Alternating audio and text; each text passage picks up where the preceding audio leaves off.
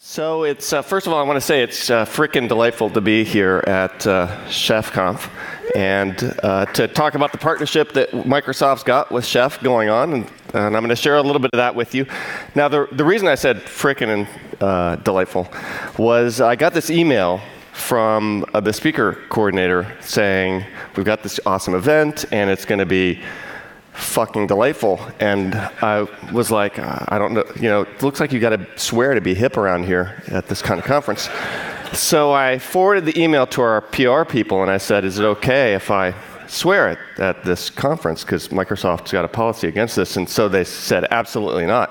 So I'm not going to be swearing today.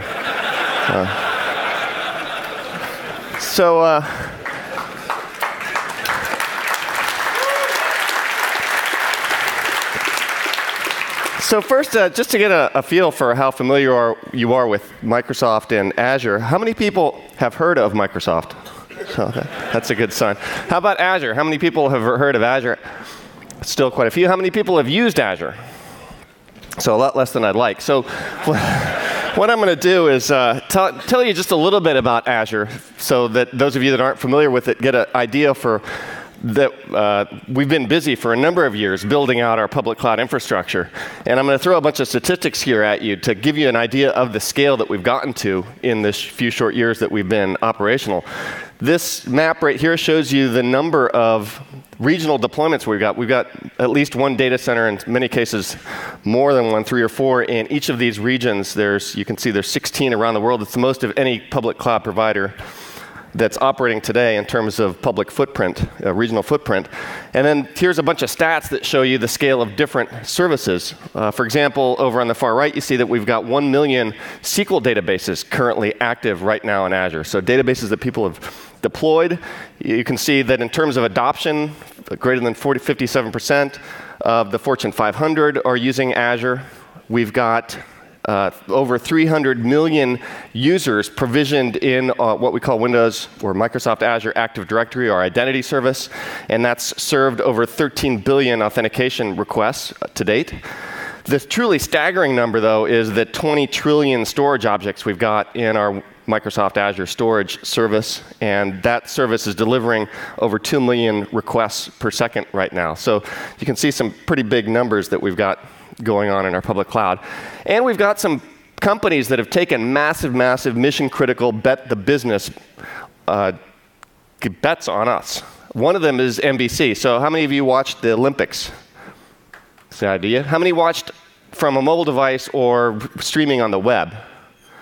Because those of you that did, you were watching streaming from Azure. NBC Sports, with the partnership with Microsoft, delivered the entire Olympics on top of Azure. So you can see that there was 100 million viewers throughout the course of the Olympics watching streamed video that was delivered off of Azure. And the record-setting live streaming event, so live encoding and streaming to the web, was the USA-Canada hockey game. And you can see that there was 2.1 million concurrent viewers for that. Now, how many people are into gaming and Titanfall? Anybody play Titanfall in here? So that's a pretty awesome release for this year. You can see Titanfall video here. That launched on Xbox Live as the back-end platform for that, which is running on Azure. This is all the game servers are running on Azure. And at the peak, over 100,000 concurrent virtual machines actively running Titanfall. And that really demonstrates the use of the cloud and the elasticity that we've got in Azure, because a game like Titanfall has big swings in terms of number of players that are actively on it. Right after launch, of course, big jumps, and whenever they have downloadable content, big jumps. When they introduced a platform like Xbox 360 last week, we had a massive spike, and that's when we hit our peak as a whole bunch of new players came on board. And I've got a short, 1-minute video to show you about Titanfall and its use on Windows Azure. So why don't we roll that clip?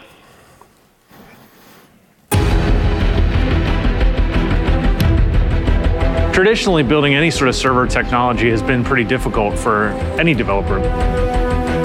We saw cloud computing as an opportunity to introduce hands-off, scalable, on-demand resources so game developers could focus more on the game.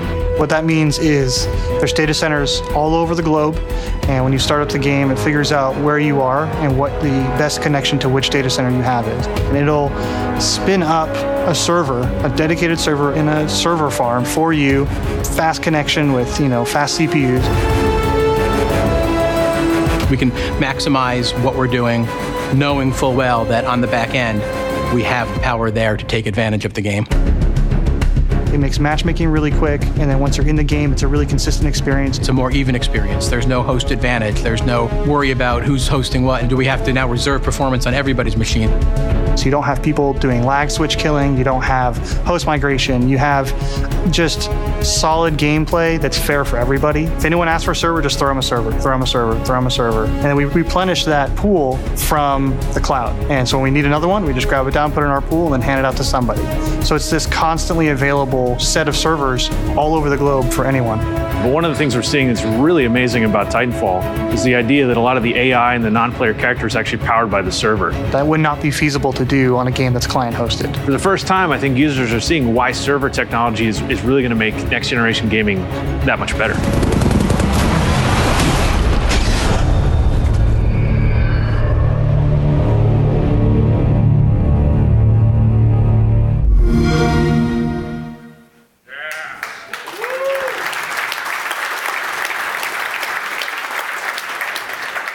So that's pretty cool.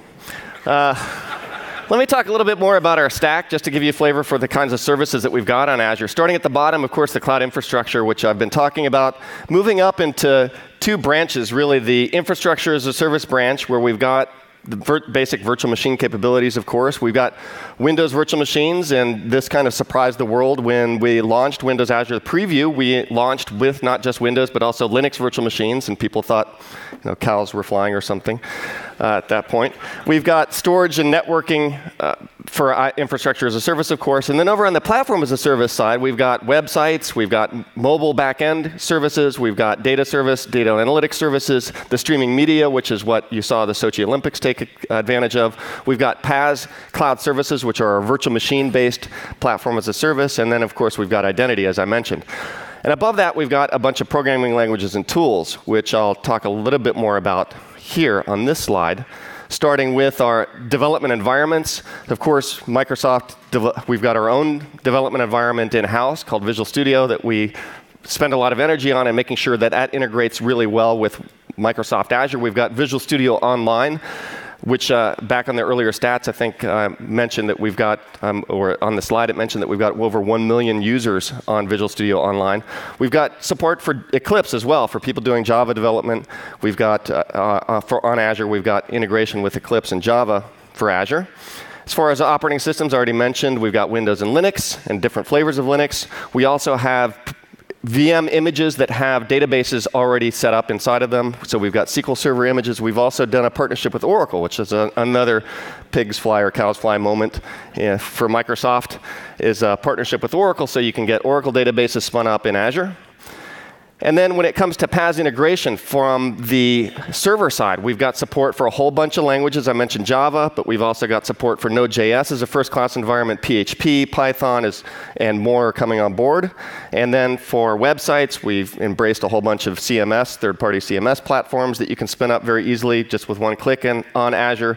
And then finally, for the mobile side of the cloud, we've also got support for other platforms like the one with the robot and the other one.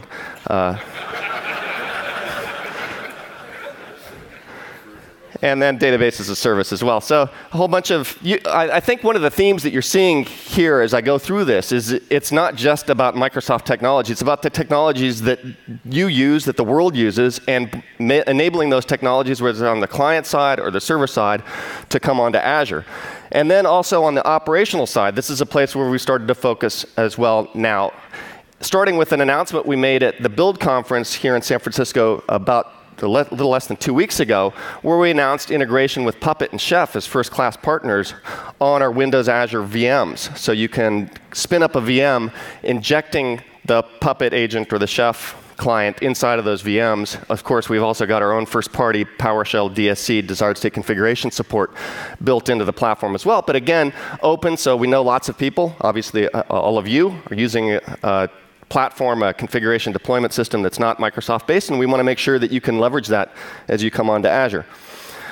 Azure Active Directory, we've got monitoring services built in, and we also have auto-scaling, which is a key capability of course, of any operational DevOps kind of world, is you want the thing to take care of itself, monitor itself, and take cues off the metrics to automatically scale up and down when necessary. Now I'm going to talk a little bit more about the Chef integration that we've got with Azure. So we've started this partnership with Chef a good while ago, I think over a year ago, where we started integrating support for Knife into Azure, as well as adding Azure recipes and resource providers so that people could spin up Azure resources as part of their recipes. So why don't we switch to the demo machine, and I'll show you a quick look at the Knife support. So we've got Knife Azure here. The list of commands that we support. These are all virtual machine based or oriented commands like the virtual machine availability groups. You can list the OS images, you can create servers, you can delete servers, list the servers. So for example, if I do Knife Azure list, server list, we'll see the list of servers that I've already spun up using Knife.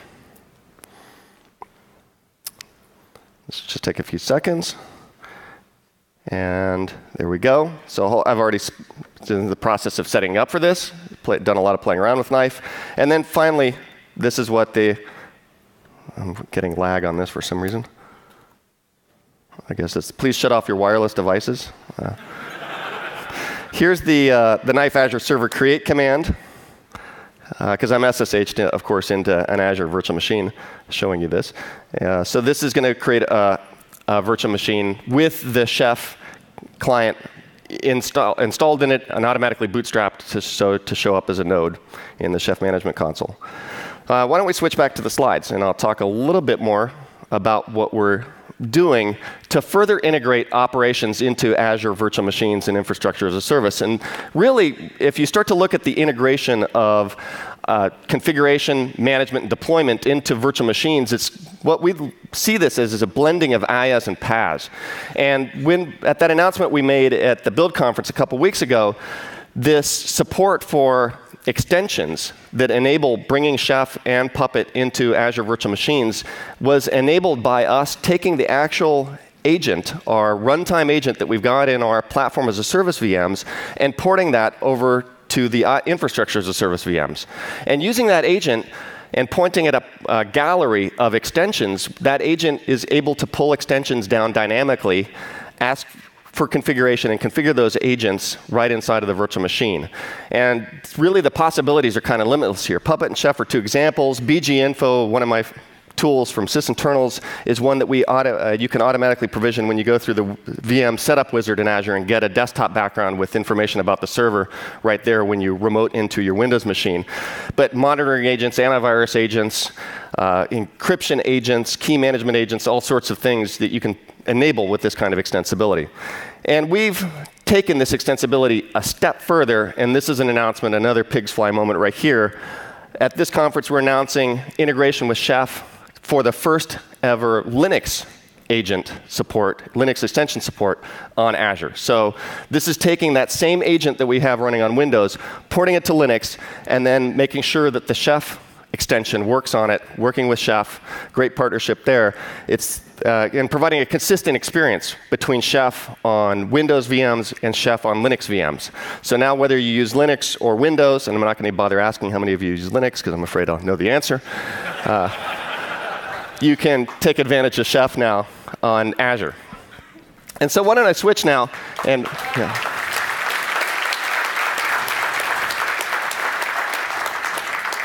and show you a demo of that in action and that integration in action. First thing I'm going to do is I've got a setup here, which is a Twitter client. This is running in the Windows Azure website, and it's going to pull from the handle that we see, whatever we type in there. So I've typed in chefconf already, and when we press next, what this is going to do is go pull, use the Twitter API to go pull the tweets on that handle and display them in this interface. And I just press the next button. You can see this is going to take a while. And in fact, I zoom in here, you can see that it took almost 10 seconds to go pull that feed. Of course, if your website responds like this in 10 seconds, people think you've worked on healthcare.gov or something, and that's really not a great experience. So, of course, the way that you get improvements when it's a list of content right here that you can pull once and then show ongoing in an ongoing manner is to use some kind of cache in between you and the data source. So in Windows Azure, there's a bunch of different options for configuring a cache for a website. We've got our own built-in caching service, of course. But let's just pretend that I'm a Redis fan, and I love using Redis as my cache. And so how do we stand up a Redis server in Azure? And I want to do it using Chef. So it's a Redis VM. I want to configure it using Chef. Let's go through that process and what it would look like using this new support. And it's, of course, going to be on Linux. So our first step is to go to the Azure Management Portal, which this is the current portal, the current production portal. The user experience here is that you see a list of resource types over on the left side. I've got selected the virtual machine resource type. You can see here a bunch of the virtual machines that we saw earlier when I did the knife server list command. And I'm going to use this new button down here to create a new virtual machine from our virtual machine gallery. And when I come to the gallery, I can pick from a bunch of different Windows images. I can pick from a number of different Linux images. I'm going to pick Ubuntu here, and I like Ubuntu 13.1. I press Next, and I pick a virtual machine name. Here, I'm going to pick Mark Redis, and I get to pick the virtual machine size. And down here, how I authenticate to that virtual machine. So this is asking me about an SSL cert. I don't trust SSL anymore, so I'm going to just say I'm going to provide a password. And then I get to paste in my 1, 2, 3, 4, 5, 6 password. Oh, 8 characters. That one's not going to work. So why don't we? Yeah, 7, 8. There we go. It's much more secure too. So, and then finally, in this page, we get to deploy a cloud, pick which region we want to deploy that virtual machine to. We also get to open up network ports. I'm going to open up the Redis network port so that Redis, our application, can talk to Redis, and it's 6379. I know all port numbers, by the way. So, and then finally, this is the page where the magic happens. This is where we get to specify that we want the agent installed in this virtual machine. Of course, we can go bare bones and not have an agent in there, and it's just a raw VM. But once we install the agent, then we have the ability to inject these extensions. And the first, like I mentioned and announced, the first extension that we're supporting on Linux is Chef.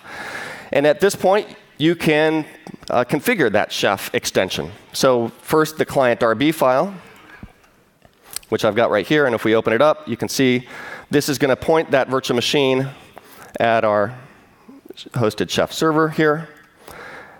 And we can see the node name, which matches what the virtual machine name that I created earlier.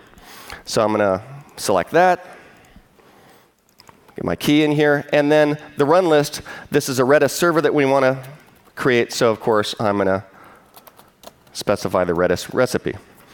And I'm ready to go. And at this point, in a few minutes, we're going to have a virtual machine with Redis installed in it because Chef has pulled it down and done the magic to get Redis installed. Now, I've already, we're not going to wait for that virtual machine to get created. I've already got another Redis server that I provisioned a little bit earlier. And I'm going to show you, wrong VM, here we go. I'm going to show you that this VM was configured using Chef. And it does have the Redis recipe already applied to it. So you can see that no updates required, and we already have Redis here as the recipe that's been launched in this. Now, the next thing I'm going to show you is that the Redis server has actually not had any action yet. So it's cached nothing at this point. This is to prove to you that this is a live demo of getting the cache warmed up on this client application. Now, one of the things that we support in Windows Azure is staging and production websites, where you can swap a staging production sites among each other. And this is a great way to do updates, where you do side-by-side deployments, do your testing on staging, and then flip over to production. And so I'm going to open a staged version of that website here, which is pointing at that Redis server that I just showed you the internals of. When I press refresh here, this is going to take a while because this is the first time that that Redis server was hit and the cache is being populated. So we get about the same latency that we saw earlier. But now when I go back to that virtual machine and run the Redis keys command again, you can see now that I've got a key set that is from that chef conf Twitter handle in there. And now if I go back and press F5, now we're seeing response times, which I'd expect because we're pulling that content now off that Redis server that we configured with Chef. So that is an example of using that Chef integration and the power of Chef on Linux with Azure. I wanted to show you one last thing, though, which isn't really directly related to Chef, but has to do with kind of our view of DevOps and where we're taking our portal experience. Because as much as we're all using command line interfaces and fully automated, we still use portals to go and look at monitoring information and to go make manual changes when automation fails us or we've got gaps. And so I want to show you the portal that we've got in preview mode that we also announced at Build a few weeks ago. And that portal, let me see if I've got it loaded up here, is right here. This is the new preview portal. You can see it's a lot different look. This is kind of a sliced look. Instead of looking at things resource-oriented view, what you're seeing is an app-oriented view, where you define what an app is. And we help you define what an app is through a concept we call resource groups, which are collections of resources, and resources can be just anything, really. It's a fully extensible model. So resources include things like virtual machines, storage accounts, websites. They can include things like email server or whatever. If you've got a REST endpoint, that can become a resource that you plug into resource groups. I've pinned that website that we've been looking at here into this portal here. It's the Mark Twitter Reader website. And when I click on that, we're going to slide over and get a view of that website's activity. So you can see here analytics on the website, activity on the website, scale on the website. But what I'm going to do is I've got that staged website that has the Redis server, so it's performing a lot better. And I got my production server, which we first looked at, which had that slow performance. And I want to swap those two. So I'm going to use the swap button here to swap them. And that's going to let me pick which stage slot I want to swap with. There's only one. And I select it. And now the swap operation is going to start. And over here, it's going to turn flash green and tell me when that's completed. While that's going on, let me show you the scale button here. When you slide that open, you can see that I've been operating with one website, and I can manually scale up and down, or I can go to a performance scale up and scale down. And I can pick a metric that's coming out of the web server. By default, it'll go off CPU usage, and you can see if it drops below 30% for a certain number of minutes, it's going to scale down, and if it goes above 80%, it's going to scale up. This is our auto-scaling service, which we also released to general availability at the Build conference a couple weeks ago. And that's an example of how we enable the DevOps model using our auto-scale service, as well as giving you a look at what's going on in this new portal interface, which makes everything basically one fingertip away and gives you the ability to drill down deeply into any aspect of your application. So I think this thing is done. So if I go back to that first web page that I had open, this is the production slot. So this is that Mark Twitter Reader, AzureWebsites.net. And if I press F5 now, we get that fast experience because that is now that Redis server that's been swapped out. So that is a quick look at the integration between Chef and Azure, as well as our new portal experience that's going to give people a much easier way to manage their applications, whether they're virtual machine applications or combination of PaaS and IaaS. Now, why don't we switch back to the presentation, and I'll wrap it up. So if you want to get started in Azure, there's a bunch of different ways you can get started. Free trials. You get up to $200 of usage across any Azure service with the free trial. If you're an MSDN subscriber, how many people work at a company that has MSDN benefits? So all of you have this access to a varying amount of money per month to use on Azure, just as part of that membership between $50 and $200 a month. And you can see that buys you a whole bunch of VM time if you want it. And then finally, on an ongoing basis, if you use MSDN, you get a very flat rate, a very low rate for your websites and VMs and other resources in Azure, much lower than the retail prices for those things. So I recommend you take advantage of that to get started in Azure if you've got it. Lastly, call to action. Try Chef on Azure. There's a session this afternoon, Cooking in the Cloud, Chef in Azure at 1:25. We've got a booth here, Microsoft booths right outside the door. And if you tweet a photo here with hashtag ChefConf and hashtag Azure together, then you're entered automatically to win a prize. We're giving away one prize an hour. It's a pretty cool little gyroscope thing you can go check out at the Microsoft booth. And finally, send us feedback. We're responsive. We want to make it possible for you to get the most out of Chef on Azure. So send us requests. Tell us what you want. Visit us at the booth. Send email. And lastly, what the hell? It's Chef and Azure are fucking delightful. So thanks very much.